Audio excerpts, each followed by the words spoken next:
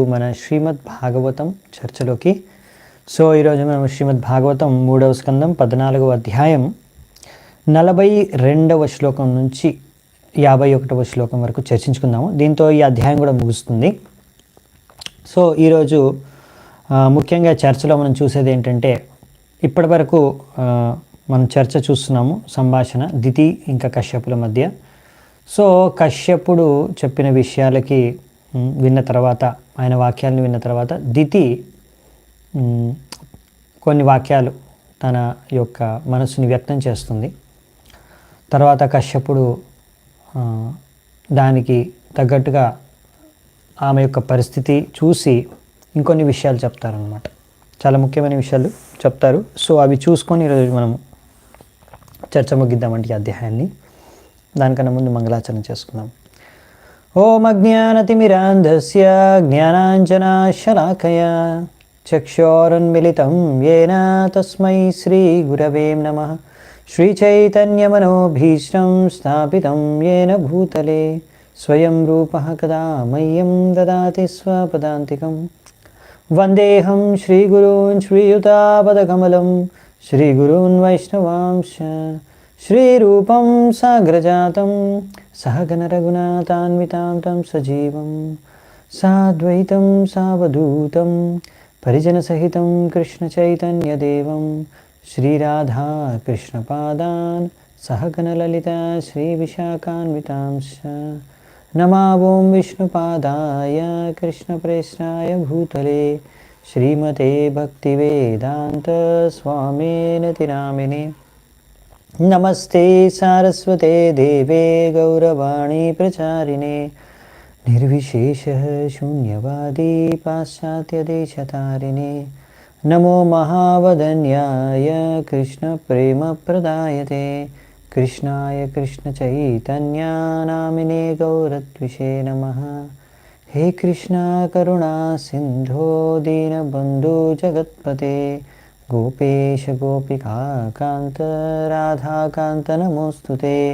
తప్త కాంచన గౌరాంగీ రాధే బృందావనేశ్వరి వృషభానుసుతే దేవీ ప్రణమామి హరిప్రియే. నీలాచల నివాసాయ నిత్యాయ పరమాత్మనే బలభద్ర సుభద్రాభ్యాం జగన్నాథాయ తే నమః. వాంఛాకల్పతరుభ్యశ్చ కృపాసింధుభ్య ఏవ చ పతితానాం పావనేభ్యో వైష్ణవేభ్యో నమో నమః.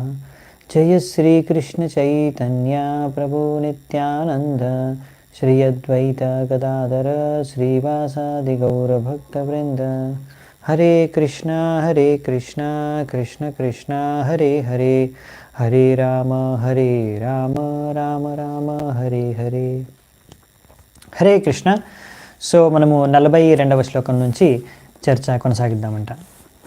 దితిర్వాచ వదం భగవత సాక్షాత్ సునాభోదార బాహుణా ఆశాసే పుత్రయోర్మహ్యం మా క్రుద్ధాత్ బ్రాహ్మణాత్ ప్రభో. ఇప్పుడు ఇక్కడ దితి ఇప్పుడు అనేది ఏంటంటే, ఎందుకంటే ముందే చెప్పేశారు కదా, మనం లాస్ట్లో చూసాము. దీనికన్నా ముందు కశ్యపుడు నీ యొక్క ఇద్దరు పుత్రులు కూడా భగవంతుడు చే వధించబడతారు అని. ఎందుకంటే వాళ్ళు చేసే అరాచకాలు తట్టుకోలేక భగవంతుడు స్వయంగా వచ్చేసి వాళ్ళిద్దరిని చంపేస్తారు, వధించేస్తారని. అది విన్న తర్వాత దితి ఇప్పుడు ఆమె స్పందన ఏంటంటే, కనీసం ఆ బ్రాహ్మణుల యొక్క ఆగ్రహానికి గురై చచ్చిపోకుండా ఆ భగవంతుడి చేతుల్లో స్వయంగా చచ్చిపోతున్నారు, అది నాకు మంచిదే అనిపిస్తుంది. నాకు బ్రాహ్మణుల ఆగ్రహం ద్వారా వాళ్ళు శపించి తద్వారా మరణించే కన్నా ఇలా భగవంతుడి చేతిలో చనిపోవడం అనేది మంచిదే అని తన సంతృప్తిని వ్యక్తం చేస్తుందన్నమాట. భగవంతుడు తన చేతిలో ఉన్న సుదర్శనం ద్వారా చంపిన, లేకపోతే తన బాహువులతో చంపిన. ఇక్కడ ఏంటంటే కనీసం ఆ బ్రాహ్మణుల యొక్క క్రోధంతో మాత్రం చచ్చిపోకుండా ఉంటే చాలు అని. ఎందుకు ఆ విషయాన్ని కూడా మనం నెక్స్ట్ చూద్దామంట. న బ్రహ్మదండదగ్ధస్య న భూతా భయదస్య చ నారకాశానుగృహ్ణంతి యాం యాం యోనిమసౌ గతః. ఎందుకంటే ఎప్పుడైనా ఒక వ్యక్తి బ్రాహ్మణుడు ద్వారా ఖండించబడి, అతని ద్వారా శపించబడి, అతని క్రోధానికి గురై బ్రాహ్మణుడి యొక్క క్రోధానికి పాత్రుడయ్యాడు అనుకోండి. ఆ విధంగా వేరే వాళ్ళని హింసించి వారి యొక్క శాపం ద్వారా చచ్చిన వ్యక్తి ఎటువంటి నరకయాతన అనుభవిస్తాడు అంటే అతను నరకానికి వెళ్తే కూడా ఆ నరకంలో ఉన్న నరకవాసులు కూడా ఆయన పైన కరుణ చూపించరంట. అంతేకాకుండా నెక్స్ట్ ఆయనకు వచ్చే వేరే జన్మ ఎటువంటి ప్రాణి యోనిలో జన్మ లభిస్తుందంటే ఆ సజాతీయులు ఆ జాతిలో పుట్టిన వేరే ప్రాణులు కూడా ఆయన పైన అటువంటి జీవి పైన కరుణించారు అనమాట. అంటే కుక్కల్లో అలా ఉంటుందంట.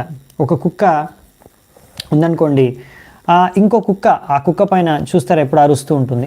ఒక కుక్క ఇంకో కుక్కను అరుస్తూ ఉంటుంది. ఒక కుక్క ఒక గల్లీలో ఉంటుంది అనుకోండి, ఆ కుక్క ఆ గల్లీలో ఉంటే అది వాళ్ళ మెంటాలిటీ అనమాట. ఆ గల్లీలోకి ఇంకో వేరే కుక్క వచ్చింది అనుకోండి, అరిసేస్తుంది గట్టిగా, ఇది నా ఏరియాకి ఎలా ఎంటర్ అవ్వని. సో ఎప్పుడు అరుచుకుంటూ ఉంటాయి ఒక కుక్క మీద ఇంకో కుక్క, ఎప్పుడు కుక్కలు అరుచుకుంటూ ఉంటాయి కదా. సో అలాంటి జీవితం అనమాట. అంటే తోటి జీవులు కూడా వారిపైన సరిగ్గా వ్యవహరించరు, వారిపైన ఇంకా క్రోధాన్ని వ్యక్తం చేస్తారు, లేకపోతే నరకంలో నరకవాసులు మధ్యలో ఉండవలసి వస్తుంది. సో ఇటువంటి కన్నా, ఎందుకంటే భగవంతుడి చేతిలో చచ్చిపోతే వధించబడితే తప్పకుండా వారికి సద్గతి లభిస్తుంది, మోక్షం లభించవచ్చు.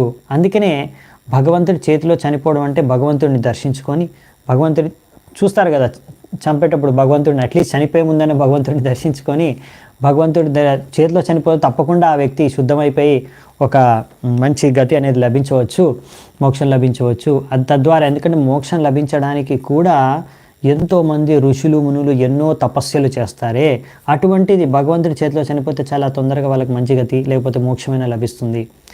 అది మంచిదే. ఆ బ్రాహ్మణుల క్రోధానికి గురై వాళ్ళ శాపానికి గురై ఆ నరకంలో కానీ కుక్క శరీరంలో కానీ బతికి చాలా నరకయాతన అనుభవించే కన్నా కనీసం ఆ విధంగానే చూడండి, కనీసం వాళ్ళు ఆ విధంగా చనిపోతే పర్వాలేదు అని ఒక మళ్ళీ విన్నపం కూడా చేసుకుంటుంది అనమాట. ఆ విధంగా ఇప్పుడు దితి కశ్యపుడిని కోరుకుందనమాట. మామూలుగా ఇక్కడ బ్రాహ్మణులు కానీ ఎవరైనా ఇక్కడ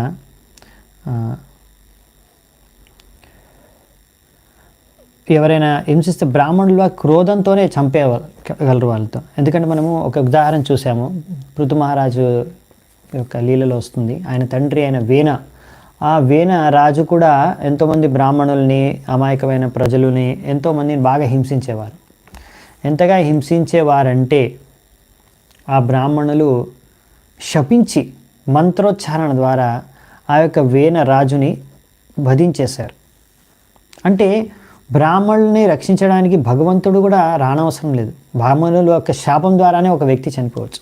కానీ ఒక్కొక్కసారి బ్రాహ్మణులు శపించరు, లేకపోతే ఒక్కొక్కసారి వాళ్ళ దగ్గర అంత శక్తి లేదు, లేకపోతే ఒక్కొక్కసారి భగవంతుడు స్వయంగా ఆ బ్రాహ్మణుల్ని ఎవరైనా హింసిస్తే ఆయన తట్టుకోలేక వచ్చి వధించేస్తాడు. ఇలాంటి అసురుల్ని కానీ రాక్షసుల్ని కానీ చాలాసార్లు బ్రాహ్మణులు కానీ భక్తులు కానీ వారి రక్షణ కోసం కూడా భగవంతుడిని వేడుకోరు, పిలవరు. సో అటువంటి సందర్భాల్లో ఒక్కొక్కసారి వాళ్ళే శపించేస్తారు, లేకపోతే వాళ్ళ ఆగ్రహానికి క్రోధానికి వాళ్ళకు ఆ విధంగా హింసించినందుకు వాళ్ళకు ఎన్నో రకాల కష్టాలు నరకంలో అనుభవించవలసి వస్తుంది. అందుకనే ఆమె ఇక్కడ కోరుకునేది ఏంటంటే, ఓకే పర్వాలేదు, అలా ఆ బ్రాహ్మణుల ఆగ్రహానికి డైరెక్ట్గా చనిపోకుండా శపించబడకుండా భగవంతుడి చేత మృతి చెందుతున్నారే, అది మంచిదే ఒక విధంగా అని ఇక్కడ అనుకుంటుందన్నమాట దితి. ఇప్పుడు ఈ విధంగా వ్యక్తం చేసిన తర్వాత కశ్యపుడికి అర్థమైంది, ఇప్పుడు దితి యొక్క చేతన బాగా మారిపోయింది. ఎందుకంటే ఇలా భగవంతుడి చేతిలో చనిపోతున్నారనే విషయాన్ని అర్థం చేసుకున్నది ఒక మంచి పని, అది పర్వాలేదు ఒక మంచిదే అని, కనీసం బ్రాహ్మణుల యొక్క ఆగ్రహానికి గురవ్వట్లేదని. అంటే ఆమెకు అర్థమవుతుంది ఇప్పుడు మంచి చేతన వచ్చింది. ఇంకా ఆమె పశ్చాత్తాపాన్ని కూడా చూశారు ఇప్పుడు వ్యక్తం చేయడం కశ్యప ముని. సో ఇప్పుడు కశ్యప ముని ఇంకా ఏం చెప్తారో చూద్దామంట. కశ్యప ఉవాచ కృత శోకానుతాపేన సద్య ప్రత్యవమర్షణాత్ భగవత్యురుమానాచ్చ భవే మయ్యపి చాధరాత్ పుత్రస్యైవ చ పుత్రాణాం భవితైకః సతాం మతః గాస్యంతి యద్యశః శుద్ధం భగవత్ యశస్సా సమం. సో ఇక్కడ ఏం చెప్తున్నారంటే, ఇలా కశ్యప ముని ఏమన్నారంటే, ఎందుకంటే నువ్వు ఇంత చాలా బాధపడుతున్నావు, అంటే నువ్వు పశ్చాత్తాపడుతున్నావు, నువ్వు తప్పు తెలుసుకొని నేను తప్పు చేశాను అనేసి విలపిస్తున్నావు, పశ్చాత్తాపడుతున్నావు, సరైన చేతనతో ఇప్పుడు ఆలోచిస్తున్నావు. అంతేకాకుండా నీకు భగవంతుడి పైన ఎంతో శ్రద్ధ ఉందనే విషయం అర్థమైంది. ఎందుకంటే ముందు శ్లోకంలో భగవంతుడి చేతిలో చనిపోతే మంచిదే అంటే భగవంతుడి పైన ఒక అంత శ్రద్ధ ఉంది. అంతేకాకుండా ఇప్పుడు మళ్ళీ తన పతిని కోరుకుంటుంది, శివుణ్ణి కూడా ఆరాధించింది. సో నీకు శివుడి పట్ల నా పట్ల సరైన ఆదరణ ఇంకా ఈ విధంగా నువ్వు వ్యక్తం చేసిన కారణంగా తప్పకుండా నీ ఒక్క పౌత్ర లేకపోతే మనమడు నీ పుత్రుడి యొక్క పుత్రుడు అంటే ప్రహ్లాద్ అటువంటి గొప్ప భక్తుడవుతాడు. ఎంత గొప్ప భక్తుడవుతాడంటే ఆయన ఖ్యాతి భగవంతుడితో సమానంగా, భగవంతుడితో పాటు అతని ఖ్యాతి కూడా అన్ని ముల్లోకాల్లో వ్యాపించబడుతుంది. అంత ఖ్యాతివంతమైన మహాభక్తుడు నీ యొక్క పౌత్రుడిగా, నీ యొక్క పుత్రుడి యొక్క పుత్రుడుగా రూపంలో జన్మిస్తాడు అని ఇంకొక మంచి వార్త కశ్యప ముని దితికి చెప్తాడనమాట. సో ఇప్పుడు ఆ పౌత్రుడు అంటే ప్రహ్లాద్ మహారాజు మనవడు ప్రహ్లాద్ మహారాజు ఎంత గొప్ప లక్షణాలతో ఉన్న ఎంత మహాభక్తుడు అనే విషయాన్ని ఇంకొక 5 శ్లోకాల్లో వర్ణిస్తారు. అది చూద్దామంటే ఇప్పుడు యోగైర్హేమేవ దుర్వర్ణం భావయిష్యంతి సాధవః నిర్వైరాధిభిరాత్మానం యచ్చీలం అనువర్తితుం. ఎంత గొప్ప చరిత్ర అంటే క్యారెక్టర్, వ్యక్తిత్వం ఆ ప్రహ్లాదుడికి ఉంటుందంటే ఎంతో గొప్ప గొప్ప మహానుభావులు, సాధువులు, భక్తులు, భక్తి మార్గాన్ని అనుసరించేవారు ఆయన యొక్క వ్యక్తిత్వాన్ని అనుసరించడానికి, ఆయన అడుగుజాడల్లోనే నడవడానికి ప్రయత్నిస్తారు. ఎందుకంటే తద్వారా వాళ్ళు కూడా వాళ్ళలో ఉన్న ఈర్ష్య, శత్రుభావన అనేవి తొలగిపోతాయనే ఉద్దేశంతో emulate his character by practising freedom from animosity. ఈ విధంగా శత్రుభావన ఇంకా ఇటువంటి ఈర్ష్య అన్నీ కూడా తొలగిపోవాలని వాళ్ళు ఈ విధంగా పాలన చేసుకుంటూ ఈ ప్రహ్లాద్ మహారాజ్ యొక్క అడుగుజాడలు నడవడానికి ప్రయత్నిస్తారు. ఎందుకంటే ఈ విధంగా శుద్ధపరచుకోవడానికి వాళ్ళని వాళ్ళు ఎలాగైతే శుద్ధం అవడం వలన శుద్ధం చేసే ప్రాసెస్ ద్వారా బంగారం కూడా తక్కువ క్వాలిటీ బంగారంలో ఎన్నో కల్తీ ఉంటే ఆ కల్తీలన్నీ కూడా శుద్ధమయ్యే పద్ధతిలో ఆ కల్తీలన్నీ కూడా తీసేసి శుద్ధమైన బంగారం ఎలా తయారవుతుందో అలాగే అన్ని ఇలాంటి అనర్థాలన్నీ కూడా తొలగించేసి ఒక మంచి భక్తుడిగా అవ్వడానికి కూడా ప్రహ్లాద్ మహారాజుని అనుసరిస్తారు అని. ఎందుకంటే ప్రహ్లాద్ మహారాజు లాంటి శుద్ధ భక్తుల్లో మాత్రమే ఇటువంటి శత్రుభావన అనేది ఉండదు. మామూలుగా బద్ధజీవుల్లో శత్రుభావన, ఇటువంటి ఈర్ష్య, సో ఇంకా అనర్థాలన్నీ కూడా ఉంటాయి. అంటే వేరే జీవుల, వేరే ప్రాణుల, వేరే వ్యక్తుల పట్ల శత్రుభావన, ఈర్ష్యభావన ఇటువంటివి ఎక్కువగా బద్ధజీవుల్లో ఉంటాయి. అదే ముక్త జీవుల్లో లేకపోతే శుద్ధ భక్తుల్లో ఇటువంటి భావన అనేది ఉండదన్నమాట. దానికి ఉదాహరణ ప్రహ్లాద్ మహారాజ్. అందుకే ఇక్కడ చెప్తున్నారు. సో ఈ విధంగా అవ్వడానికి, ప్రహ్లాద్ మహారాజులు అవ్వడానికి, మారడానికి ప్రయత్నిస్తారు వ్యక్తులు. అంటే ఒక ప్రహ్లాద్ మహారాజు వాళ్ళందరికీ ఒక ఆదర్శమైన భక్తుడు, ఆదర్శమైన వ్యక్తిగా వాళ్ళందరికీ నిలుస్తాడు ఈ మార్గాన్ని అనుసరించే వారికి.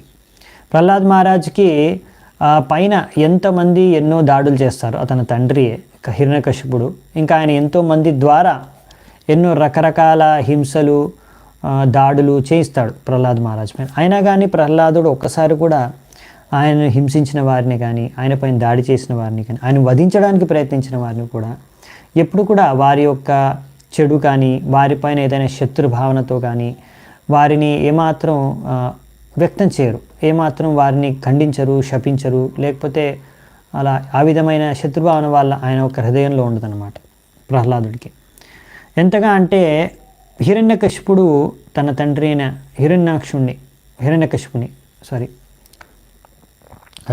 భగవంతుడు నరసింహదేవుడు హిరణ్యకశిపుడిని వధించిన తర్వాత, ప్రహ్లాదు యొక్క తండ్రి అయిన హిరణ్యకశిపుడిని వధించిన తర్వాత ప్రహ్లాదుడిని అడిగినప్పుడు ఏదైనా వరం కోరుకోమని, అప్పుడు ఆయన తన గురించి అడగకుండా తన తండ్రికి ముక్తి లభించాలి అని అడుగుతారు, అదే కోరికను అడుగుతారు. సో ఆ విధంగా అంటే అప్పటికి కూడా ఆయన వాళ్ళ తండ్రికి మేలు జరగాలని కోరుకుంటున్నాడు, అంతేగాని ఏ మాత్రం శత్రుభావన ఆయనలో లేదన్నమాట. సో ఈ విధంగా అన్నమాట. అందుకనే ప్రహ్లాద్ మహారాజు భగవంతుడిని ఎంతో సంతుష్టపరిచాడు. సో ఆ విషయాన్ని ఇంకా నెక్స్ట్ శ్లోకంలో చెప్తున్నాను అనమాట, 47వ శ్లోకంలో. యత్ ప్రసాదాదిదం విశ్వం ప్రసీదతి యదాత్మకం సత్స్వదృగ్ భగవాన్ యస్య తోష్యతే నన్యయాదృశ. తో ప్రతి ఒక్కరూ సంతృష్టి చెందుతారు ప్రహ్లాదుడి ద్వారా. ఎందుకు అంటే ఆయన భగవంతుడిని సంతృప్తిపరిచాడు కనుక. భగవంతుడు అన్ని ముల్లోకాలకి ఈశ్వరుడు, అన్ని బ్రహ్మాండాలకి, అనంతకోటి బ్రహ్మాండాలకి ఈశ్వరుడైన భగవంతుడిని సంతృప్తిపరిచాడు కనుక అటువంటి భక్తులు ఎవరైతే భగవంతుడు అటువంటి భక్తులతో సంతృప్తి చెందుతారో, ఈ భక్తులు ఎప్పుడు భగవంతుడి చింతన, భగవంతుడి సంతుష్టే కోరుకుంటారు, ఇంకేం కోరుకోరు. అటువంటి శుద్ధ భక్తుల భగవంతుడిని సంతృప్తిపరుస్తారు కనుక మిగతా వాళ్ళందరూ, అన్ని ప్రాణులు, మనుషులే కాదు అన్ని రకాల జీవులు కూడా అటువంటి శుద్ధ భక్తుల పట్ల సంతృప్తి చెంది ఉంటారు.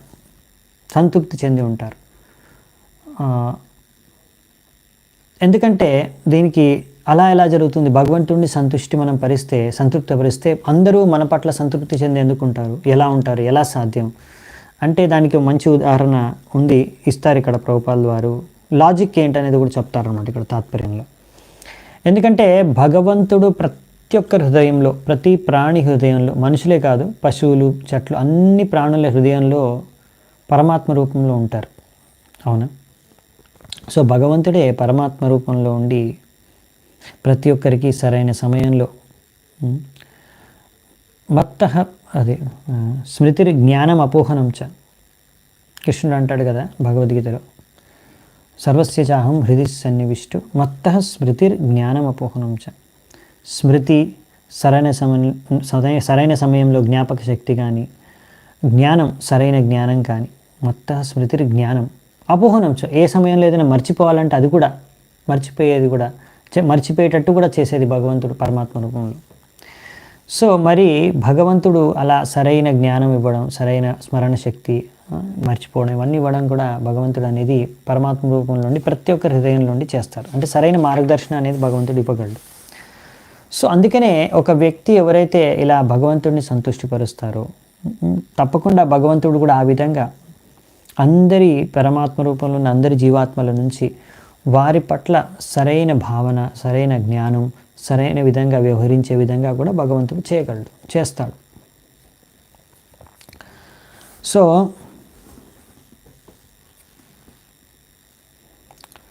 సరైన విధంగా ఒక భక్తుడితో సరైన విధంగా వ్యవహరించేలా పరమాత్మ రూపంలో ఉండి మిగతా జీవులు మార్గదర్శనం చేస్తారు భగవంతుడు స్వయంగా. సో అలా ఓన్లీ మనుషులే కాదు, శత్రువుల ద్వారా కూడా అవ్వచ్చు, లేకపోతే ఎటువంటి ప్రాణుల ద్వారా అయినా సరే. ఇక్కడ ఎంతో క్రూరమైన జంతువులు, లేకపోతే ఎంతో ఈర్ష భావన కలిగిన, శత్రుభావన కలిగిన క్రూరమైన జంతువులు కూడా అటువంటి శుద్ధ భక్తుల పట్ల స్నేహపూర్వకంగా వ్యవహరించవచ్చు. అది సంభవం. ఒక ఉదాహరణ మనం చూడొచ్చు హరిదాస్ ఠాకూర్ది. హరిదాస్ ఠాకూర్ ఆయన శుద్ధ భక్తుడు. అక్కడ దగ్గరలోనే ఫులియాలో ప్రతిరోజు 3 లక్షల నామాలు జపించేవారు. ఒక గుఫలో ఒక భజన కుటీరంలో కూర్చొని, గుఫ లాంటి భజన కుటీరంలో అక్కడ అదే ఆయనతో పాటు నివసించేది ఒక ఎంతో విషపూరితమైన సర్పం. పక్కనే ఆ పాము ఉండే ఇల్లు కూడా అక్కడ ఉందన్నమాట ఆయనతో పాటే. సో ఆయన దాంతోపాటు నివసిస్తున్నాడు, కానీ ఏ రోజు పాము, ఆ సర్పం, విషపూరితమైన సర్పము హరిదాస్ ఠాకూర్ని ఎప్పుడు కాటు వేయలేదు. కానీ చాలామంది హరిదాస్ ఠాకూరు ఆ పాము ఇద్దరు కలిసి బాగానే ఉంటున్నారు ఒకే ఇంట్లో. కానీ చాలామంది అక్కడ హరిదాస్ ఠాకూర్ని కలవడానికి వచ్చిన వాళ్ళు మాత్రం వాళ్ళు భయభ్రాంతులకు గురవుతున్నారు. ఇవి ఇంత విషపూరితమైన సర్పం ఏమైనా చేస్తుందేమో అని భయంతో వాళ్ళ దగ్గరకు రావట్లేదు, ఎక్కువసేపు ఉండలేకపోతున్నారు అక్కడ. సో సరే వీళ్ళందరికీ ఇబ్బంది కలుగుతుందనేసి హరిదాస్ ఠాకూర్ని కోరుకుంటే హరిదాస్ ఠాకూర్ సరే నేను ఇక్కడ నుంచి ఇంకో స్థలానికి వెళ్ళిపోతాను అని తన నిర్ణయాన్ని వ్యక్తం చేయగానే వెంటనే అందరి ముందే ఆ యొక్క పాము అక్కడి నుంచి బయటకు వచ్చేసి ఎవరికి ఏమీ హాని చేయకుండా అక్కడి నుంచి వెళ్ళిపోతుంది. ఎందుకంటే భగవంతుడు పరమాత్మ రూపంలో పాము యొక్క హృదయంలో ఉన్నాడు కాబట్టి ఆ విధంగా ఆ భక్తుడికి అనుకూలంగా ఉండే విధంగా వ్యవహరిస్తూ ఉండేదన్నమాట. సో అలా ఇబ్బంది కలుగుతుందని తెలియగానే భగవంతుడి మార్గదర్శనం చేశారు పరమాత్మ రూపంలో ఉండి. సో పాము తనంతకు తానే అక్కడి నుంచి వెళ్ళిపోయింది.